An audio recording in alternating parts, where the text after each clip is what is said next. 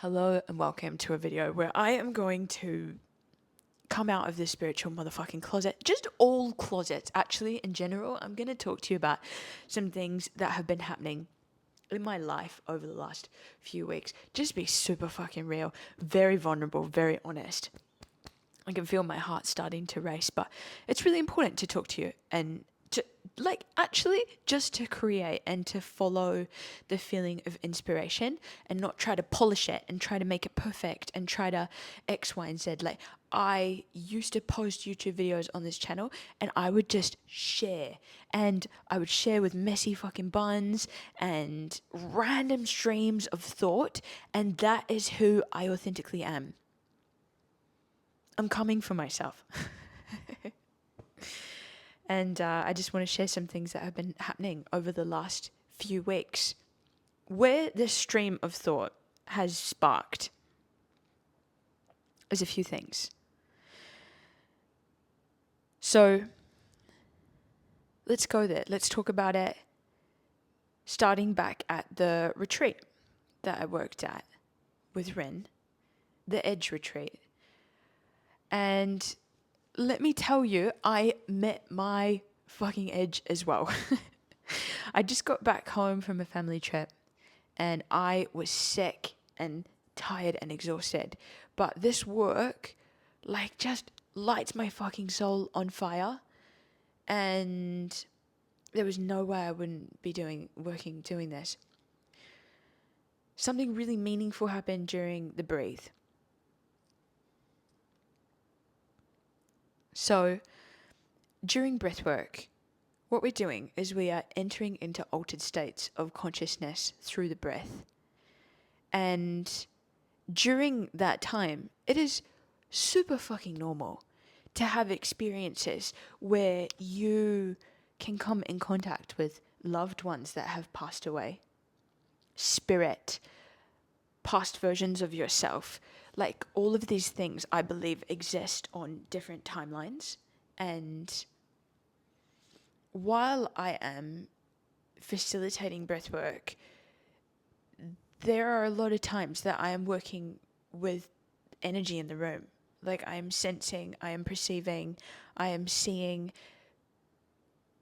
trauma, energy lift off these people's bodies. Often with women, I'll look at their hips and I almost feel as though there's stagnant energy in their hips. And I'll often push down on their hips and then their body will start to move. And, a lot of this stuff I don't post online. One, because I feel as though it goes against a lot of what I was taught in facilitation and being a practitioner of breathwork. I was taught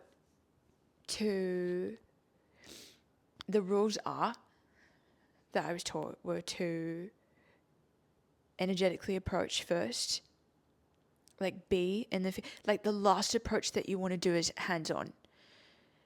And so I just have but I just have this feeling I'm not supposed to do that.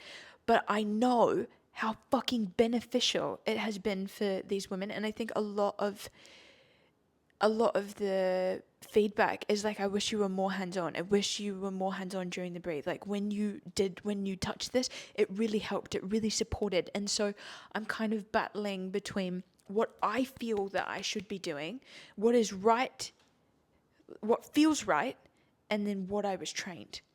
And so it's been this process, this unraveling of trusting myself, really fucking trusting myself, and leaning into that sensitivity. And there are still things that I don't want to share online. There are things where I'm doing this with my hands and even doing it. When I'm standing there and I'm doing that, I don't even really realize that I'm doing that. I'm just feeling a lot of energy coming off someone. And I feel as though I'm playing around, not playing around, but I feel as though I'm perceiving, I'm sensing, and I'm feeling energy, and I'm moving energy and working with the energy in the room. And whether I am or whether I'm not, it's what feels right in the moment. And yeah, it's this journey that I'm having as a practitioner of, yeah, not wanting to post that and to be doing it wrong, or not wanting to post it and being perceived as I'm spiritually performing. But I had this experience at the retreat, and this woman, I'm looking at her legs and they're rising and falling off the ground like this. I'm looking at her feet, and her feet have, in my mind, I'm perceiving that they are becoming smaller. They look like they're shrinking. They look like they are getting smaller. And I see her almost becoming like a child. And I'm watching her breathing, and her breathing is changing. It's becoming shallow. It's stopping, like, and then stopping. And as her breathing stops, I look above her head and I see a child version of her. And the child version of her looks like I'm perceiving that as her being afraid, scared. And I'm having this conversation in my mind with this girl saying, come back into the body. It is safe to come back into the body. Take up space. We're just back and forth. I'm looking at this little girl in the eyes. I'm looking at the woman, and her breathing is coming back. And it happens often during breathwork. Like I said in the beginning, I'm perceiving, I'm seeing, like, okay, there's stuck energy here. Okay, her heart is feeling closed off. So I'll go and like tap on the heart space. And often someone will have an emotional release. Okay, it looks like there's sexual trauma. I will push on the hips. Often emotional release. Or, movement will begin to happen, because the energy that we hold on to, it becomes blocked, it becomes stored, it becomes trapped, it becomes a part of the body. And so during these breathwork experiences, I heard this saying, and it is like spiritual fucking surgery. Your breath takes you and is the anesthetic. And in this space, your body can move, it can convulse, you can have incredible experiences like this woman did. So she comes out of this breathwork journey and she says, I don't tell people that I'm seeing this. I don't come back and say, oh, I saw like, da-da-da-da. I don't say that. I haven't said that. And we're sitting at the dinner table that night, and she said, I saw my inner child. We had a conversation. I held her hand and I told her for the first time. Like I had a full-on conversation with her for the first time. And so I ended up saying what I saw, and all of the girls wanted to know what they saw, what I saw facilitating breathwork. And all of it was like highlighted. Like that was confirmation, right? And over the last few weeks, as I'm sharing, there's a lot of like insecurity and self-doubt, and I've been pondering where that has come from. I took myself through a breathe 2 days ago.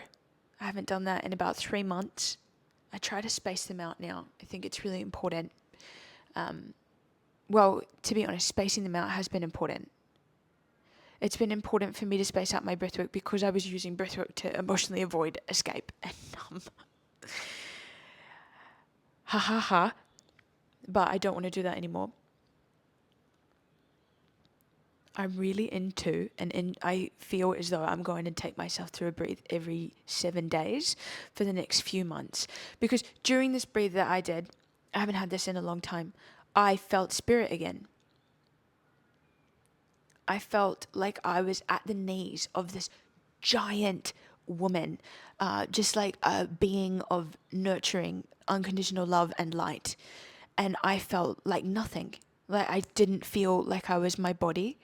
I actually sat up during the meditation part, during the landing.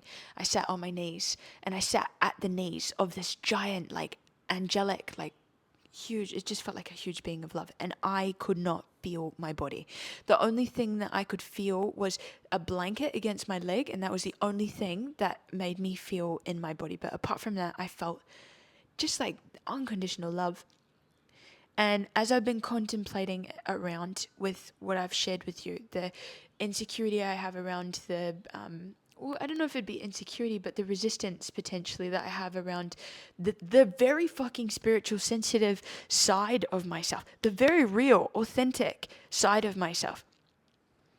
The fear of judgment, the fear of being seen in that. I realize a lot of that comes from when I first found breathwork. In the beginning, I was really into these somatic practices because they changed my fucking life. It lit me up like a Christmas tree. Seriously, like I would talk to everyone about it. I would be doing these practices all the fucking time. I would be so excited to talk about it, so excited to share about it. And it was met with a lot of resistance. This was about maybe, I was like 22, 21, 22. I'm now 28, so about 7 years ago. And people in my life would say, it doesn't work. Like, what you're doing is wrong. My ex used to film me while I was meditating and like laugh and giggle, and there'd be conversations that she would have with her cousin about how I was contacting demons, and a lot of Christians go against this work, and it was demonic. And in the beginning of that work that I was doing, I would be seeing those big beings of light and love that I felt 2 days ago when I took myself through breath. I'd feel them come into the room. I'd feel them walk into the space, so much so that I'd open my eyes because I thought that it was her coming into the room. I thought that there was literally a woman coming into the room.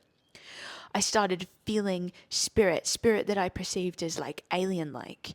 I have always seen spirit since I was a child. When I was a child, there would be so many interactions that I would have with spirit. Interactions where the youngest one that I know of is my family, my granddad, my nana, my mom, and my dad. I think it was my mom and my dad. Took me to the cemetery. We went to the cemetery to see my granddad's father. And so I'm like 2 years old, and we're walking through this graveyard. We go and see the gravesite. We walk up, we walk back, and I stop and turn at the gravesite, and I wave, and I say bye. How does a 2-year-old know the exact plot? I would see spirit all of the time growing up. Sometimes it would be terrifying. Sometimes I would see angels in my living room. I saw my great-grandmother sitting in my living room, the back of her head.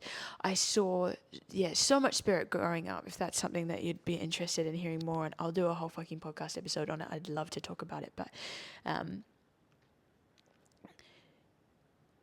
that was something I also closed down. And when I started doing breathwork again, when I started doing the meditation, the visualization, it opened that side back up. And then so my ex perceived that as demonic, perceived those experiences as wrong. And one time I came out of a breathe and opened my eyes, and she had drew like a circle of salt around me and was sitting there, looked fucking terrified, and was like, you need to stop what you're doing. You need to stop what you're doing. I can see demons. You're contacting demons. You're da-da-da-da-da. It was really fucking disheartening, because that practice that I was doing was connecting me back inwards with myself. Was the first time that I felt like, holy fuck, I've found something that actually works for me. It was the first introduction really to personal development that I'd experienced. And it was so incredibly meaningful and important in my life. And I didn't fucking stop. Obviously, I'm a breathwork practitioner. But I didn't stop. But I did feel the need to kind of hide what I was doing. And then sharing it with friends, and friends saying that doesn't work. You know, it's full of shit. It's like love and light. It's avoidance. It's an avoidance tactic. It's da-da-da-da-dum. So I started to hide those parts of myself, the most fucking authentic parts of myself. And I've come to the realization this morning, that I believe that the most authentic parts of ourselves are going to trigger the people in our life. when you are being real, when you are being authentic, when you are being 100% yourself in the expression of yourself, it creates polarity.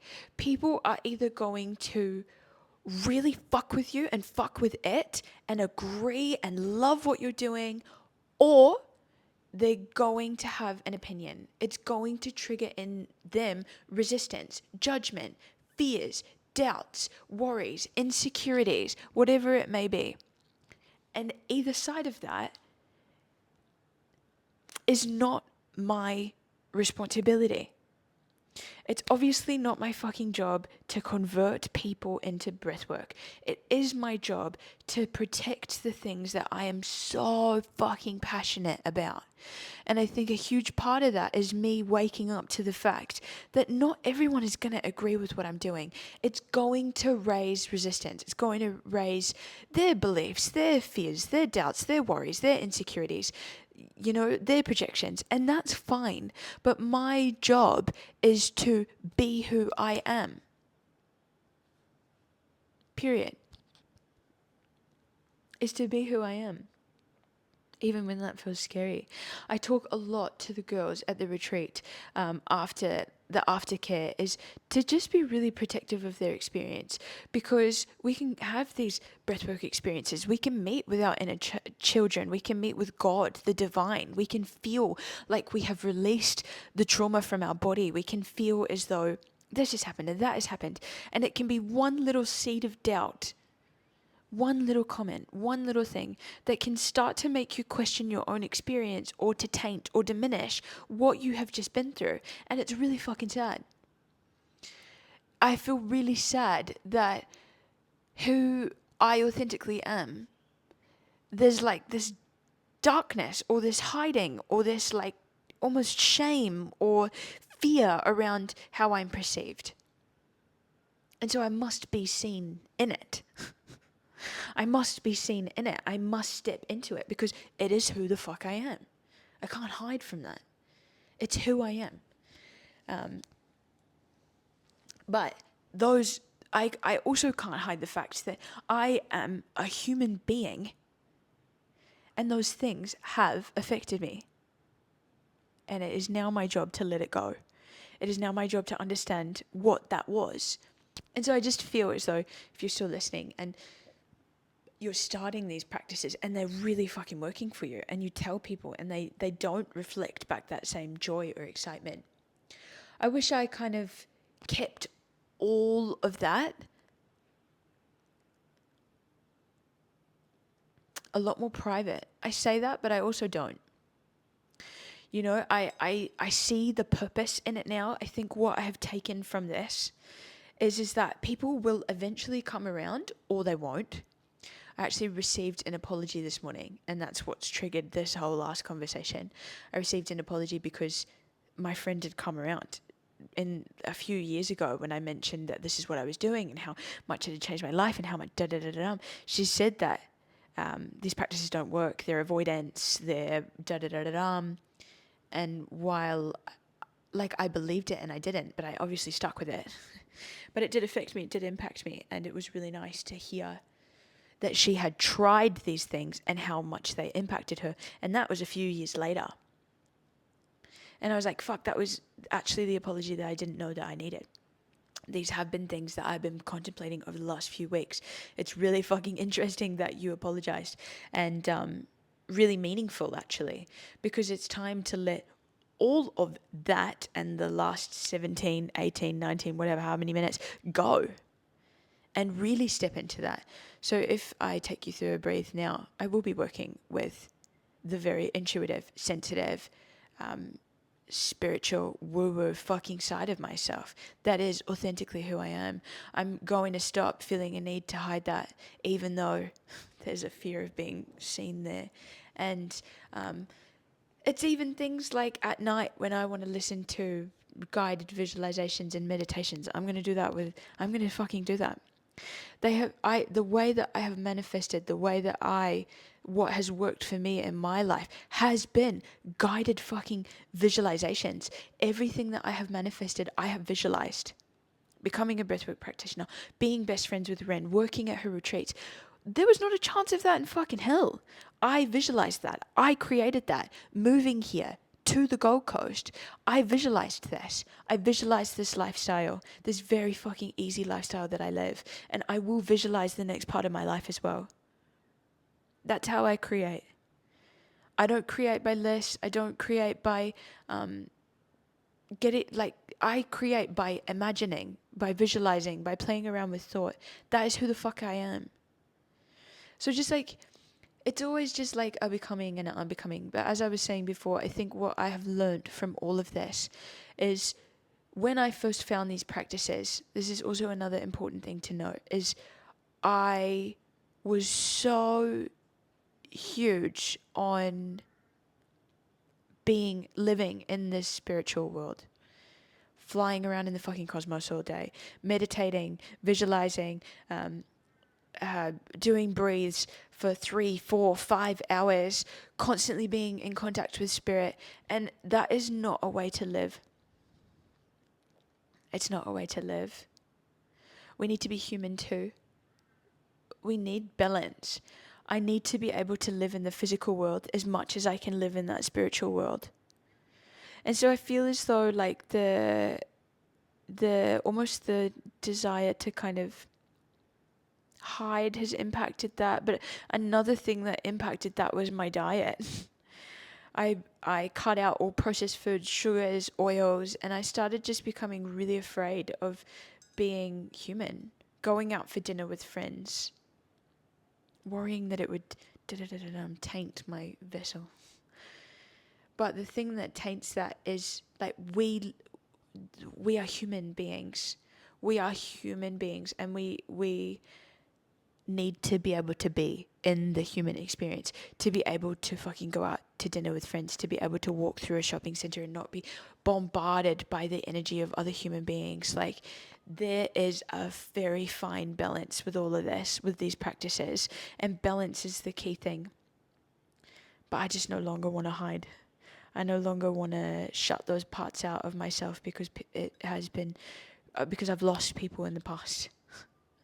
I no longer want to hold on to that. I want to accept the fact that me being myself is going to trigger the fuck out of some people.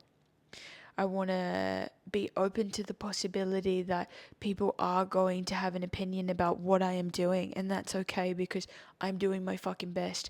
I am operating from my gut and my heart and driven by wanting to share the practice that has helped me to learn so much about myself, that has empowered me, that has been the one thing that has really fucking worked, that like lights me up to share, that feels like everything that I have ever been through is for this. I want to hold on to that. Hold on to the feeling that I get. Hold on to the impact that it has on the people that experience it, their life, and just be really real and true to who I am. And that's all that I can do. And like it even the people closest can have an opinion about you. Is there anything else that I would like to say before I close this off and post it to the internet? I think another thing that I'm really going to be playing around with, I heard a fantastic quote, is like, and just something that I'm contemplating around with is creation, and then no posting is not working. I look back at the videos that I used to post. I guess this is like a life update, isn't it? I look back at the videos that I was posting, and the videos that I was posting when I was like 16, 17, 18, and it was just pure stream of thought like this. And it was fantastic. What started to dim it was when I started to edit and cut and feel like it needed to look a certain way. And that's what I feel like I'm experiencing with my Instagram post as well, is I feel this need to like edit and make it look a certain way or speak to the algorithm or speak to views, and I actually don't give a shit. That is actually what cock blocks me from posting, from being creative, from putting my shit out there. I look at Dochi, is it Dochi? Is that how you say her name? And I watch her videos, and it's like documentation of thought of where she was at that point of life. It's honest, it's vulnerable, it's true, it's real, it's documentation of humanness. And that is what I aspire to be able to do, is just be a fucking human. Share thought, not have to make it mean anything, not try to make it do anything, because that really goes against everything that I am. The reason I share breathwork, the reason I'm so passionate about that, is because it was the first practice that felt like mine, and it was empowering me. And so when I take people through breaths, it's not like, I'm doing this, I'm a god, this is what I have done for you. It's like, this is your breath, your body, your choice, how deep you go. So why the fuck am I trying to make these educational videos? You could take from this whatever it is that you want, but at the end of the day, that's not something I want to control. It's like letting go of the steering wheel, and just like I woke up and I was like, I want to make a video about this. And so instead of editing, of analyzing, going back and watching, refilming, feeling like it wasn't perfect, and then just not even fucking sharing or posting, I need to start following that stream of inspiration, and instead of not taking action, fucking putting imperfect shit out there, getting 10 views. That's 10 people that have listened to me talk. Sharing because it feels good for me to share. Being who I am because that's what feels true to me. Letting go of the feeling of outside projection, because I fucking feel that in my body. I am human. But I think the missing part, the key, was like literally receiving the apology this morning and being like, holy fuck. Yeah, I forgot about that. I forgot about the things that you used to say, and how you said that it didn't work, and how you said that it was avoidance. And I forgot how that made me feel. I forgot how I felt like what I was doing was wrong. And I like devalued how much these practices has helped. And I try to completely, I actually had forgotten about the impact. I really fucking appreciate your apology. I appreciate the fact that you've tried it and it's been so fucking beneficial for you. And I'm so glad that you've had that experience. And like, I think about all of the comments that I've received, the weight of that, and how much that slowly over time has impacted me, and how I want to come back for that sparkle, but also what that has taught me in the process, how that has benefited me, how I didn't stop or quit or completely discard these practices, how they have been such an important and meaningful part of my life, and how I would like to get loud about that again and be able to hold those perspectives again, because people come around, because it's not my job. Because my only job is to do what is right and authentic for me. And that is...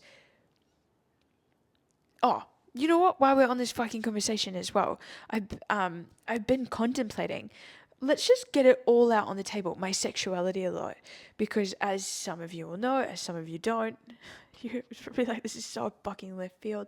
But like, I felt the need to like categorize and label and like figure out whether I like men, whether I like women, whether I'm gay, straight, bi, whatever. And something that has always felt true is I have no fucking label. I am attracted to people's traits. I am attracted to what feels right and electric and reciprocal. And why the fuck do I need to put myself in a box? So moving forward, this is my coming out video. I am a fucking spiritual girl. I do not identify with any fucking labels. I don't want to put myself in any fucking box. I want to be authentically who the fuck I am. I want to share what is true for me. I want to follow what lights me up, what I'm fucking passionate about, and lean the fuck into that. I want to be able to hold the fact that not everyone is gonna like me. I'm not everyone's cup of motherfucking tea. People's resistance is going to be struck by me because I am a highly fucking passionate woman. people are going to have resistance, concerns, and sometimes that is the best fucking thing that you can do for people. Because they'll either take it, learn from it, lean into it, or they'll get the fuck out of my way.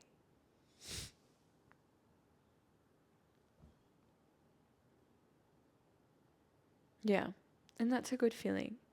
And it's creating evidence on that. And so, yeah, if you are just getting into these practices and they are so meaningful for you, I fucking see you.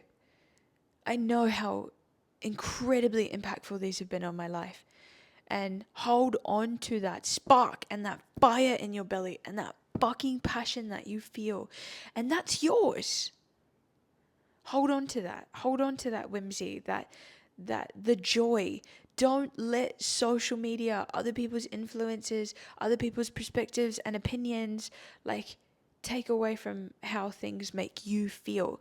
Whether it's fucking creating Play-Doh dolls or whatever the fuck it is for you. If something lights your soul on fire, hold on to it. That is your alignment. That is your indication. That is your knowing. And if it benefits your life and it impacts you in a positive way, follow that. Doesn't matter what it means for anyone else. Like, this human experience is ours. It is ours, and people are either going to come with you or they won't. And that's the sad and beautiful fucking thing. Because then we get to find people who are 100% for us, and we get to constantly become 100% who we are. So this is who the fuck I am. I'm so excited to take people through the next breathe. I think people can feel this from me. I think this is why people are attracted to me. And like, as a breathwork practitioner, maybe you think I'm hot. Kidding. But regardless, thank you for listening to the video. It feels really fucking good to do this. And yeah, may these diary posts continue. Cheers. Have a fabulous day.